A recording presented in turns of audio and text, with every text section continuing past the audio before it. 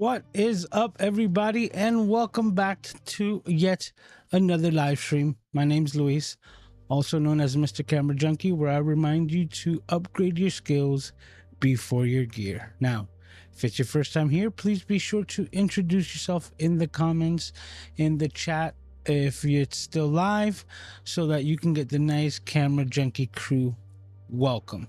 Now, tradition as it goes around here is that the first thing we do, as always, is check to see who are the first ones who made it in chat. So let's go ahead and do that.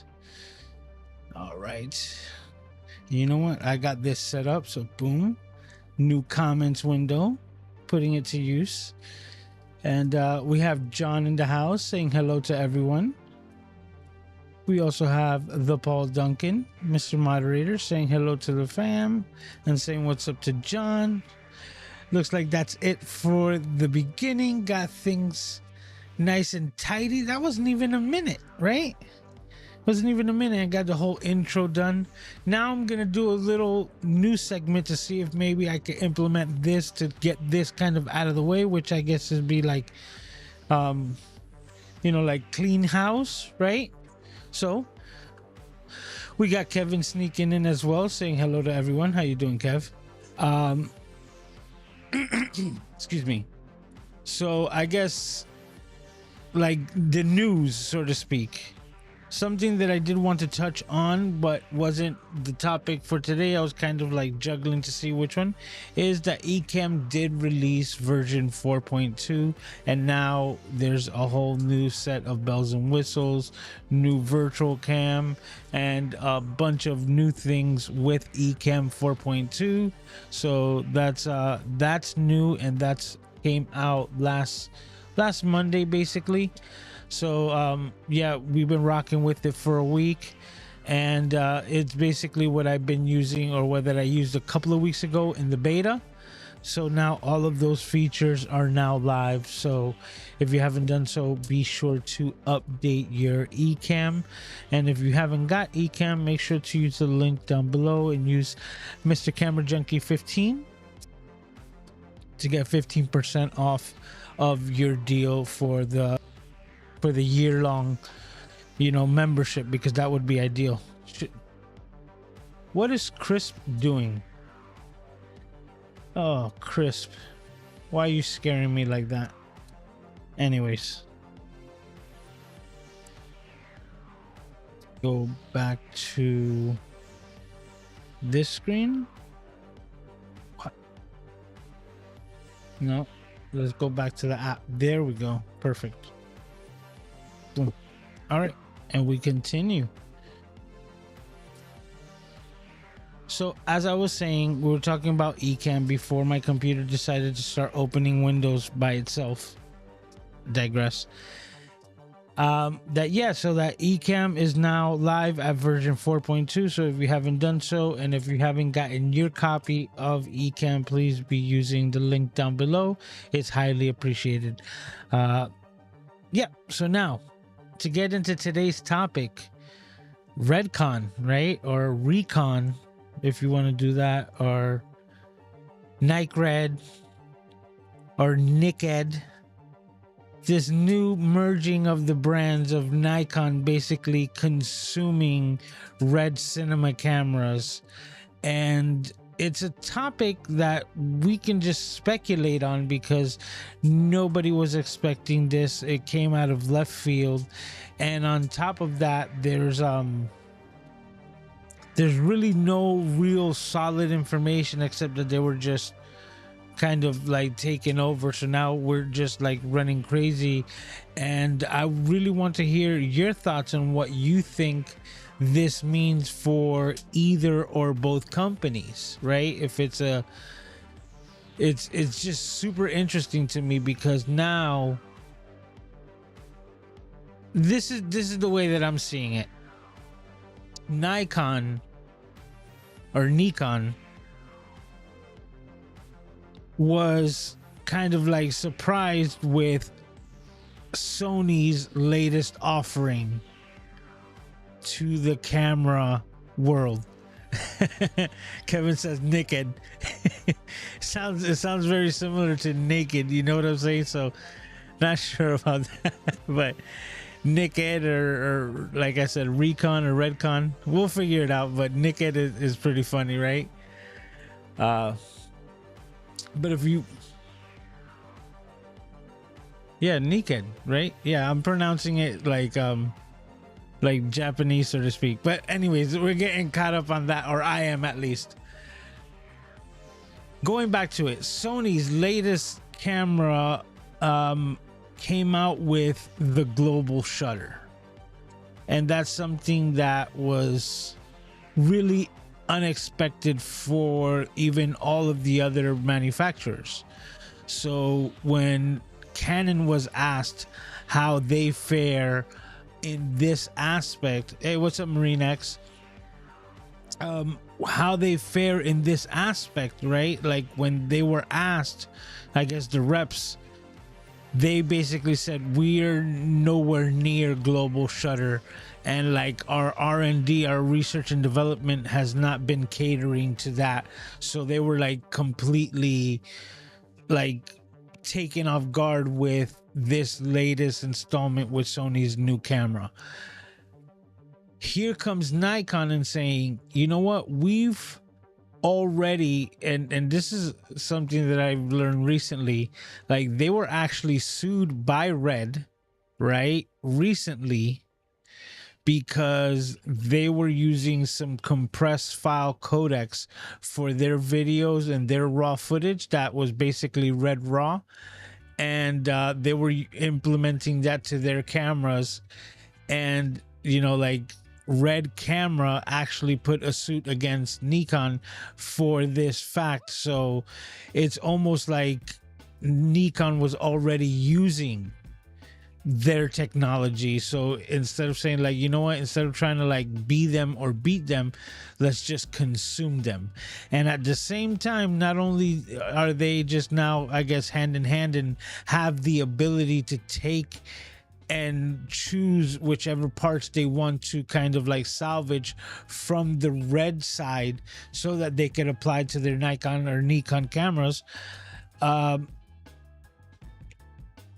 Now they have the ability because Red cameras do have global shutter, right? And you know, for Red users, they also like taking still photography shots with those sensors because of the way that they render colors. Now Nikon, as I've always liked them for the fact that I like the way their raw files end up. Like there's one camera right up there, boom, that's my 5100, and I've had it for a long time with my favorite APS-C lens, the 35mm, which gives me like a 50mm focal length. And that camera, and well, mostly that lens, shoots amazing images, and the raw files that I get from that camera are phenomenal. Like you're able to really get a really nice saturation in the colors, and I've always said that about you know, the Nikon files. But having that capability and now being able to like kind of leech off the technology of a global shutter, which Red has and has had for a while, you know, it's what makes their cameras that great.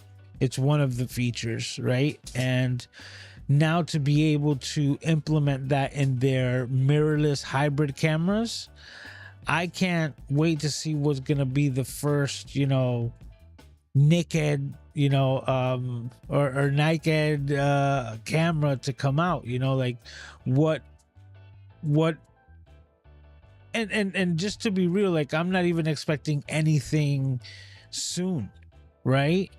But not too far along, because like I had mentioned, they were already kind of leeching a bit off of their technology, and now to have like full access to, you know, the way that they create their own sensors. Another interesting fact that is, you know, kind of up in the air as well, is that Red Cameras, or that company that was just bought out, they make their own sensors, right? that's their thing. They make their own camera sensors. Now, Nikon, they've been buying sensors from Sony for years. And now they're going to have their own plant of manufacturing sensors themselves. So I wouldn't be surprised that the next iteration of cameras is going to come out with these new red sensors, or that technology at least implemented, and we could be seeing our first batch of Nikon cameras with their own sensors that are not like Sony sensors. It's going to be red sensors, but they own red now, so it'll be their first like Nikon cameras with first Nikon sensors. And you never know, there could be a technology that was just around the corner, and you know, Red Cameras wasn't even able to unveil it because they weren't able to, you know, like polish it off, and now that belongs to Nikon, and they're gonna come out with that new camera, you know, under that flagship, so to speak. So, or under that branding. It's just very interesting, all of the possibilities, and I think that they just made a killer move, because this was just like so smart, right? It's almost like the McDonald'ification, right? Did I say that right? Like the way that McDonald's does business, right? When McDonald's needs something, they don't go to the farm to ask what are the prices for what they need. They buy the farm. You know, they just say, okay, now the farm belongs to us, and anything that this farm can produce now belongs to us. And that's what Nikon did with this new, you know, purchase slash merger type deal, because that's the other thing, you know, not all the details have come out, but I'm really excited for this, like, because even if I'm not primarily shooting Nikon at the moment or at all, right, it only helps to level up the camera manufacturers, you know, like either or, they're all leapfrogging each other, but I could only see just really good cameras coming out from both sides from here on out, because if there was any like lack of funding that Red Cameras could have ever maybe thought of, it probably is a lot less now with a company like Nikon like buying them out and taking over. I would like to see the new valuation of that company.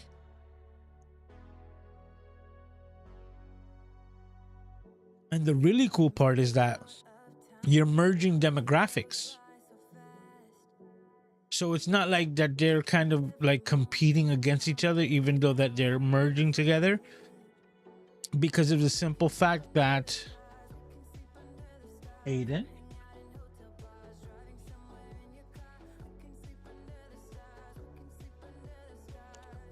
giving me Aiden right now. But going back to it, that they really kind of like it's like a really good Venn diagram, like a really good merger, because the people who were into red cinema cameras were not stills photographer shooters, and were not Nikon shooters or Nikon shooters, either way. So having that kind of merge over, you can have more of the Nikon shooters now interested in red cameras that they weren't before, and vice versa. Especially now, like, you know, if you're into the cinema field, one thing that you're always on the lookout for is what is called like a crash camera.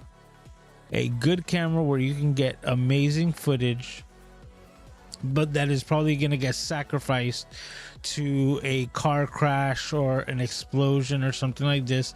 And these are the cameras that they're usually going to put inside of that vehicle that's going to get trampled, crushed, thrown off a cliff, so on and so forth, so that you can get that shot of, like, you know, like through the front windshield of like the car going over the cliff that you've seen in so many movies.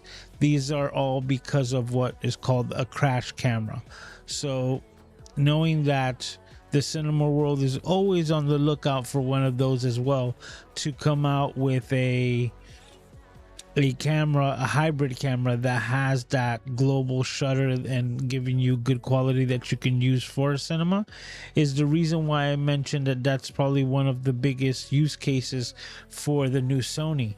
But I don't see that now. Nikon, just trying to having that company instead of trying to catch up with all the technology, is almost saying, like, instead of like trying to beat them, join them. In this point is, or in this case is like, instead of trying to beat them, buy them out.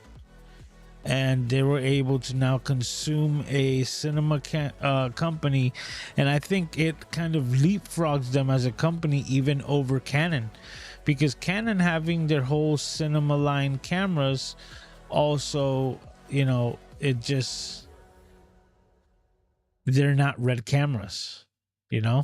Red cameras are very well known and desired, and there's a whole ecosystem for Red cameras by themselves in the professional, like, videography world or cinema world. This being like, Red cameras are all what's it called, Netflix approved, right? Like, these are all cameras that can be used for full on, like, how you say, Hollywood budget films, like big budget films. Like, you would see Red cameras, all the time. So now, having bought out that company and bought out such a big share of that market, is just super interesting. But like I said, I would like to hear your thoughts on this, what you think is going to come about with this merger, if you're excited or if you really just don't care. I would love to hear your thoughts on it, and let's go to the chat to see what you guys are talking about. All right, so everybody was just saying hi to each other. Kevin says, I feel that this is a big can of worms that Nikon doesn't really know what to do with. Let's see what happens. You see, that's a good way of thinking about it. Let me go back to this scene right here. Right? That's an interesting way of thinking about it. Big can of worms that Nikon really doesn't know what to do with. I don't know. I think, like I said, I'm to the frame of mind that they're like, if you can't beat them, join them. But in this case, if you can't beat them, buy them out, have them. And like I said, they already were using, or kind of like, hypothetically stealing some of their technology into their raw compressions already. And this way, now they have full capability of using that technology because it belongs to them. All right, so this is Marine X saying what's up.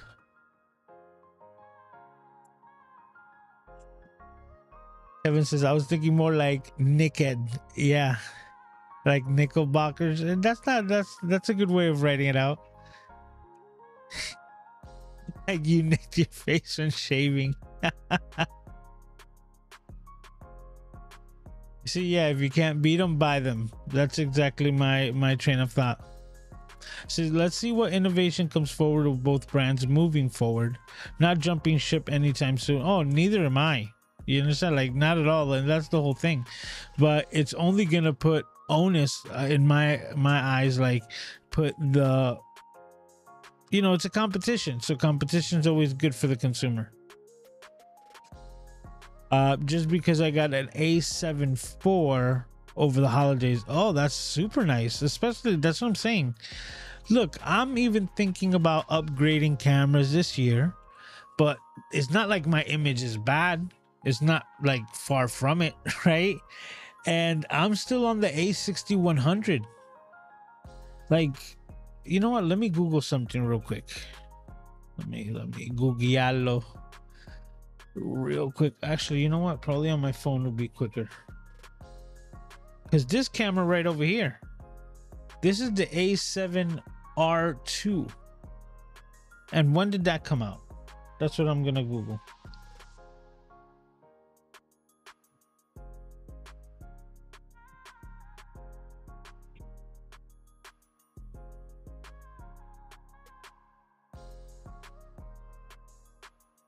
Okay, what was the release date? Wow.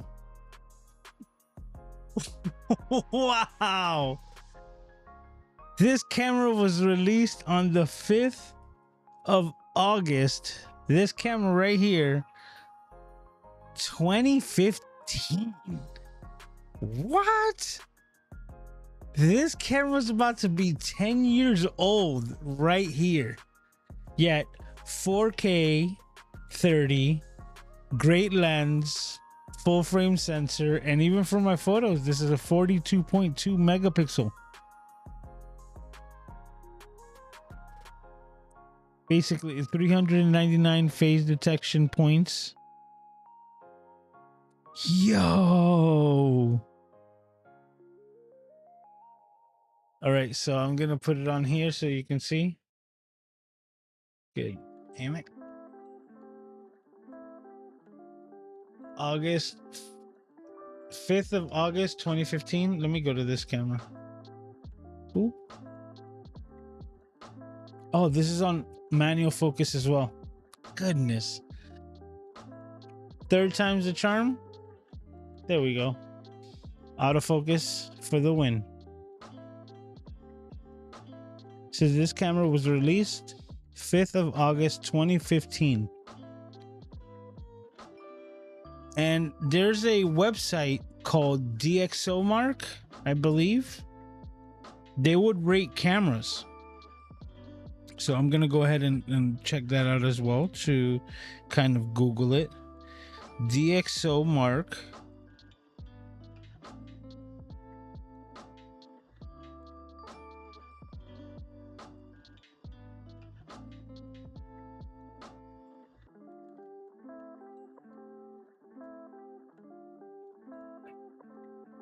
Oh, wow. Let me see if that was...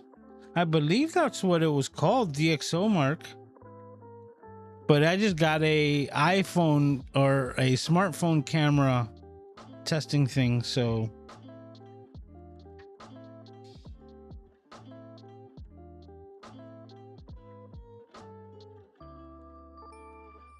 I'm going to put A7R2. Oh, it's the same thing. Like, it's just a different section of the website.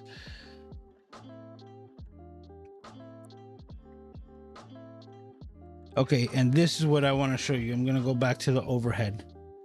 The Sony A7R2, okay, came out in 2015. DxOMark ranking of 98 overall on the sensor. And even till now, 2024, right over here, let me see if I could actually, if we could get that to clarify. I don't think so. I think it's too bright. Let me see if I bring down the brightness. Yeah, that looks a lot better. Should be able to focus. Right there is showing 98 is the current score, and right next to it, like faint, it says best overall 102. So it, from 2015, this sensor has still only been outmatched by 4 points in close to a decade. This camera's still holding up its own weight. So it's very tough for me to just kind of like get rid of gear that's just working so well, right? Like stuff that's just, you're working phenomenally. So it kind of sucks, but even I am looking forward to some new gear and stuff like that. But if it works, it just works, man. It's almost easier to not like mess with it after the fact. So let's go back to this.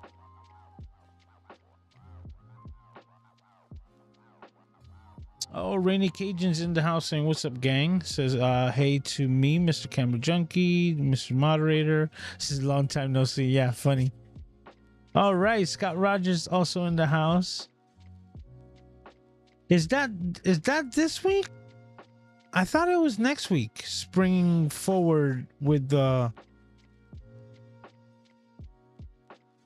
Oh, weren't we just talking about this in class? Even though it really doesn't make much difference for me as well. It's not like I'm working a regular 9 to 5, and I'm very grateful for that. Okay, so Kevin, let's go back to this window here. Says, not saying that it isn't a big deal, but still more interested in what comes out of Rode Mackie. Oh, that's true. That is very true. That one is very interesting. But you see, like, I think, just to me, I think this one holds more because the way that I see, Rode versus Mackie is just a simple fact that they were kind of equal as far as the technology goes. And in this one, it's like a merger of two companies that I think is going to have like a much better symbiotic relationship, because I think they'll both be able to benefit. Right? Like, for instance, let's just say, and this is just me, thinking off the wall, but you could easily start implementing the sensors and the ability to go global shutter into hybrid cameras for the Nikon side. And then on the other side, imagine, thinking off the wall, that Red cameras that the company itself has actually in the past tried to make smartphones with big, like, built-in cameras, but not going in that direction, but going into the fact of creating an actually branded Red camera, right? Let's say we grabbed something, interesting, I don't have anything within arm's reach, which is rare. That means I've been keeping clean. All right, but something like this, right? Like, or better said, a competitor to like Leica, right? Because if you want to keep that high-end demographic and keep the brand there, then you can throw in like a new, stills camera that uses the same sensor as your cinema camera, and now has the ability to take stills like a Leica camera, like the new the Q2, I believe, that came out with the big 40 megapixel sensor, which is why Fuji also came out with their 40 megapixel sensor. The Model 6, I forgot which one it was. So that's just a crazy thought right off the bat, to think that Red could come out with a stills camera and start using like really high-end glass, or a stills camera that uses cinema lenses, right? Which would be a whole new twist. You never know, but all of that's possible. Because that's the other thing. Red makes cameras, but they don't make lenses.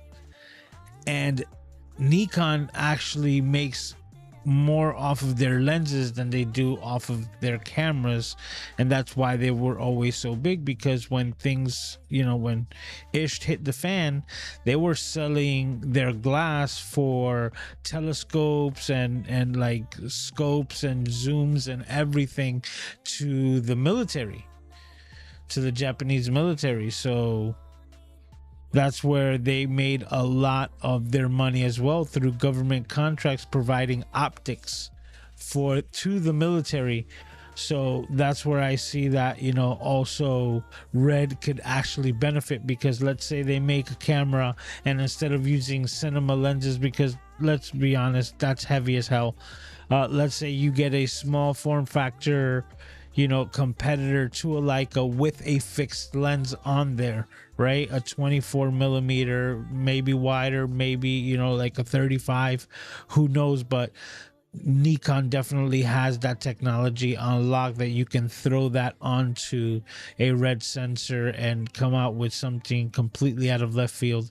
So just my mind runs crazy when it comes to these things. You know, certain things that I've said here on these live stream. One of them that I also give big ups to, I believe it was Fuji, right? It's Fuji who did it. Actually, I think it was. You know, I'm running a blank right now, but I know there was a company who actually just made a new camera that has a micro SD card slot in it, which is something that I had referenced to a while ago. That I was like, hey, you know what? As a backup, you should, like, if you can't house the full size memory card, then go ahead and put on a micro SD, because throwing a, you know, a 512 micro SD to have as a backup, even if it's slower, and that does kind of like a secondary like RAID backup, would be better than nothing. And there was a company who in their latest camera came out with that their secondary card slot was a micro SD, and I was like, hey, that, you know, to me that's like me putting my little like footnotes out there and somebody was listening. Man, I believe it was Fuji. I'm gonna look into it in a second. I'm just gonna go back to the chat. Yep, very true. Says red ecosystem comes with a different, you know, price tag ballpark. Absolutely. And not only like when you're talking about like the storage, right? Like that you need the red mags, how they call them. They're mags so that you can use their cameras, but the computers that you're going to need to actually edit that red footage needs to be on par. Now, I believe the studio could handle it, right? Because as far as tests went, the new, you know, Mac Pros that everyone was waiting for basically run equivalent to this, so this should be able to handle that type of workload. So not too bad, but still something that you have to keep in mind before you were to jump ship and go into an entire different ecosystem like Red. Paul says, hopefully they don't destroy Red. I don't think so. And this is kind of like a little insider baseball, so to speak, because of Brandon Washington and some information, because Brandon Washington just last week on the 2nd of March held a Red event in Texas, where it was a full day and it was all sponsored by Red, where they brought out cameras and they gave entire courses. And as they were building it out, Red then decided to sponsor the entire thing and make the entire event free, so the people, or I guess the tickets that were still available, got gobbled up, and the people who had already pre-purchased this were issued refunds, and it was just completely free. And Red took care of everything and just like rolling out the red carpet. So that's like super cool. And because they were in contact with the person who actually makes these cameras, or, you know, like the sensors and all this, they were able to see the passion of that said individual and get to know that that's why Red cameras are so revered, because like they're putting their heart and souls into these devices. And because of it, the merger is not getting rid of these said individuals. So the passion that has made Red up to now should stay in place and should be intact, so that, you know, like Paul just said, hopefully they don't destroy that company. Kevin agrees with that. Paul saying, it feels like it's been at least 2 hours since I've seen you. Brady says, I wonder if Lewis got his barbecue. Oh, yes, I did, sir. I can show you. I still have some over there, and that's going to get taken care of in a little bit, because tonight, you know, I was out there running the errands, And one of the things that I was doing while I was getting the barbecue was seeing how lit up Miami is as of tonight. So many things going on, including the UFC 299 that's here at the Kaseya Center in right on Bayside on the bay in Miami. So that's super interesting. Can't wait to see that as soon as we're done here with the stream. So I'll be barbecuing it up and watching the UFC 299 replay all throughout the night, and that's the plans as soon as we're done here. But definitely got that barbecue, man. Hey, John is saying it'll be interesting to see what Nikon's resources would do to benefit of the Red production line. Yeah, I'm really excited to see what's gonna happen. Says tonight. Oh, so Paul is correct. I mean, I guess everyone's correct. So I guess tonight is where the time change is happening. Okay. I will see it happen in real time. No lie. Whether we spring forward or spring back, like I said, I'm gonna be watching the UFC replay, so that's what's gonna be happening.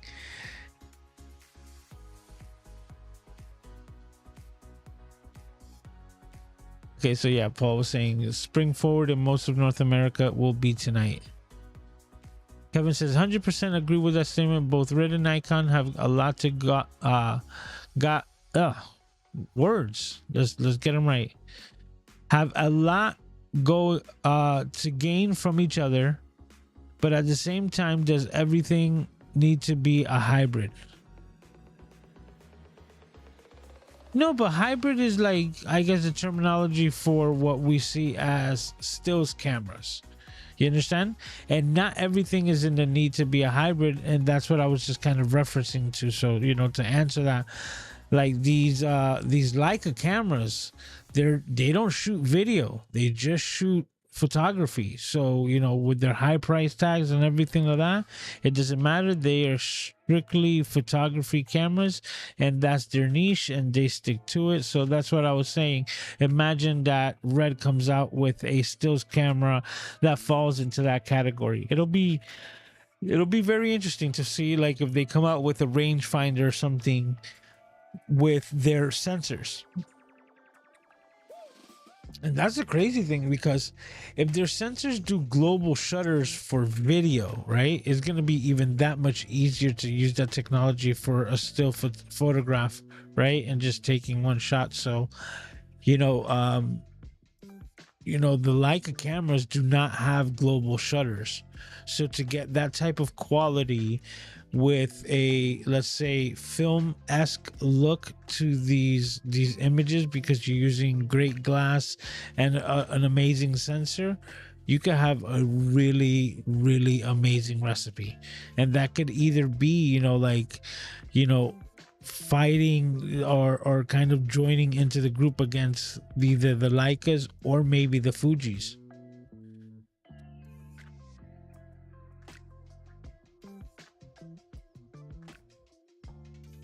It says there's something to using specialized tools for the specific job.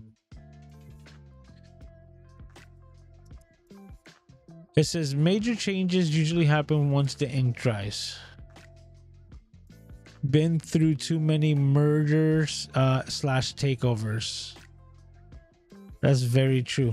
But you see, like in this case, I don't see them, because look, this is going back to what Kevin was saying, right, about the Mackie versus Rode. Because Rode and Mackie are kind of like at the same level, I don't see them benefiting too much from each other. So, not saying that this is going to happen, but like Paul was saying, once the ink dries, that's when you'll see when things actually happen. Like other companies, it wouldn't surprise me if Rode ends up just keeping Mackie as a brand, right? And still manufacturing everything out of the same warehouses.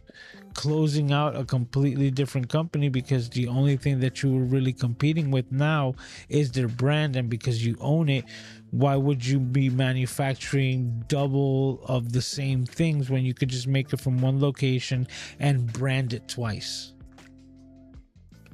And that's what I see, that I fear more of that from that collaboration, because we like Mackie devices, and we could end up like, let's say there was a diehard Mackie fan and he's like, I will never use a Rode product, I know the difference, almost like we're always joking around, but like Doc Rock with the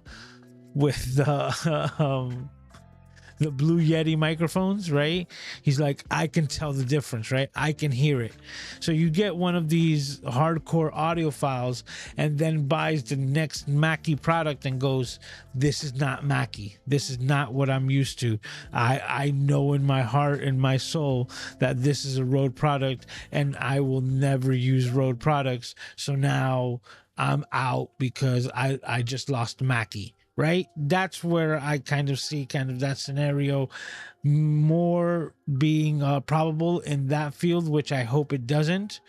Right? I hope that they keep it as an actual legit competitor, but because there's really nothing to gain from it, and Rode could feel like they were already the superior company to the point where that they bottom out, that they were like, hey, now we just remove the competition, and kind of like Logitech buying Blue and then changing the Blue Yeti microphone, you could have similar type of like feelings or sentiments.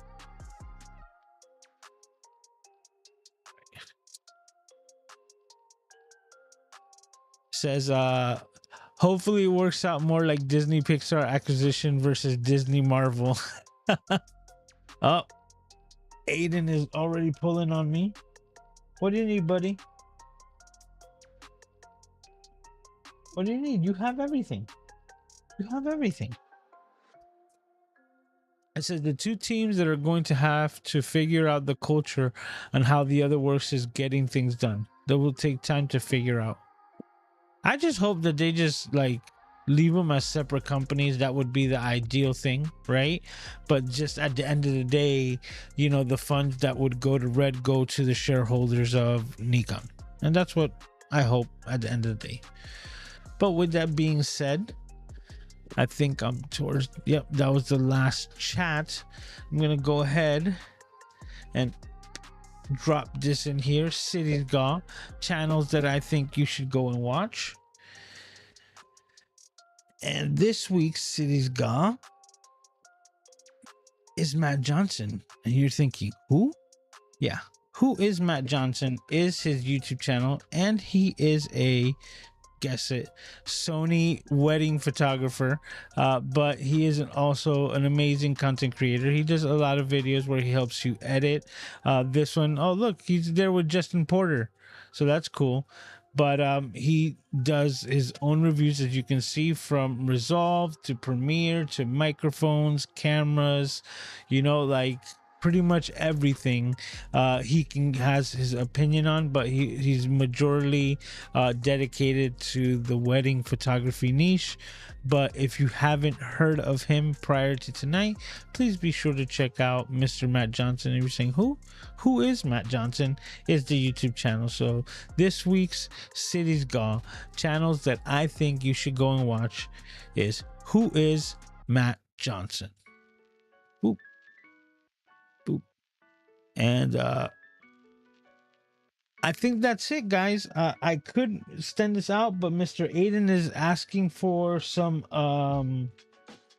much needed attention, and he's asking me to get him some food, even though he's been snacking all day. This kid is getting into that phase where he is just eating everything up, and I'm really excited about it because he's really expanding his palate. Aiden, no, this is fine. He just handed me his iPad, but we're gonna leave it there. Aiden, please, puppy, please. Oh, somebody's being cranky, but it looks like I'm gonna have to attend to Prince Aiden. But as always, guys, I want to thank you for taking the time and hanging out here with me. You guys make this place where I want to be week in and week out. But like I said, if this was your first time catching the live stream, just know that we do this every single week, week in and week out, every Saturday night at 10 p.m. Eastern Standard Time. So if we are switching the clocks and everything, it'll be good to... I'm going to get this for you right now, puppy. Just give me a second. I'm closing out the live stream, okay? Puppy, give me a second. I'm gonna be right with you. He's being unbearable right now. But guys, as always, take care of yourselves and each other, and I can't wait to see all of your smiling faces as we do it all over again next week, same time, same place, right here on the Camera Junkie YouTube channel. Talk to you.